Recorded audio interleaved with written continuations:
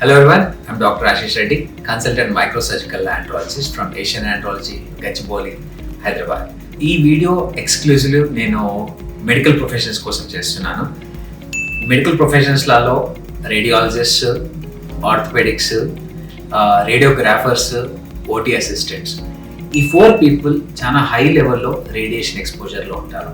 So మీరు రీసెంట్గా marry అయినా లేకపోతే మ్యారేజ్ చేసుకుందాము, ప్రెగ్నెన్సీ ప్లాన్ చేద్దాం అనుకున్నప్పుడు డెఫినెట్లీ కొద్దిగా ట్రై టు అవాయిడ్ రేడియేషన్. అంటే ఇప్పుడు మనం సిఎం యూజ్ చేస్తుంటారు, మల్టిపుల్ ఆర్థో వాళ్ళైతే మల్టిపుల్ సార్లు మీరు షార్ట్స్ తీస్తుంటారు, ఎక్స్రే షార్ట్స్ తీస్తుంటారు. డెఫినెట్గా ఇది అవాయిడ్ చేయాలి. మేము చాలా వరకు ప్రెగ్నెన్సీ కేసెస్లో, చాలా ఇన్ఫర్టిలిటీ కేసెస్లలో నా దగ్గరకు వచ్చి చాలా friends ortho and radiology people ఉంటున్నారు. సో వాళ్ళ కోసం ఖచ్చితంగా మీరు ప్రెగ్నెన్సీ ప్లాన్ చేసినప్పుడు ఒక 3 to 6 months be away from C arm, 3 to 6 months సిటీలో వర్క్ చేసేటప్పుడు కొద్దిగా కేర్ఫుల్గా ఉండండి. రేడియేషన్ ఎక్స్పోజర్ ఉండకపోయినా always better to be away from the machines.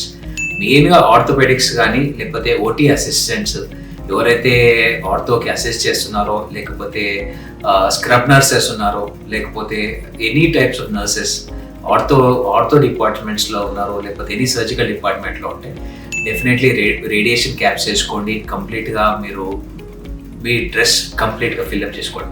Men మాత్రం టెస్టిక్యులర్ ఇవి ఉంటాయి, మీకు టెస్టిక్యులర్ గార్డ్స్ ఉంటాయి, అవి డెఫినెట్లీ వేసుకోండి. ఎందుకంటే ఈ రేడియేషన్ వల్ల స్పర్మ్ కౌంట్ డెఫినెట్లీ తగ్గుతుంది అండ్ బేబీస్లో డిఫెక్ట్స్ వచ్చే ఛాన్సెస్ ఉంటాయి.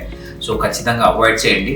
అండ్ ప్రెగ్నెన్సీ దీనివల్ల ఆటోమేటిక్గా ప్రెగ్నెన్సీ ఈజీగా అయ్యే ఛాన్సెస్ ఉంటాయి. Don't worry, please anything you have in your mind, please give me a call. Thank you so much.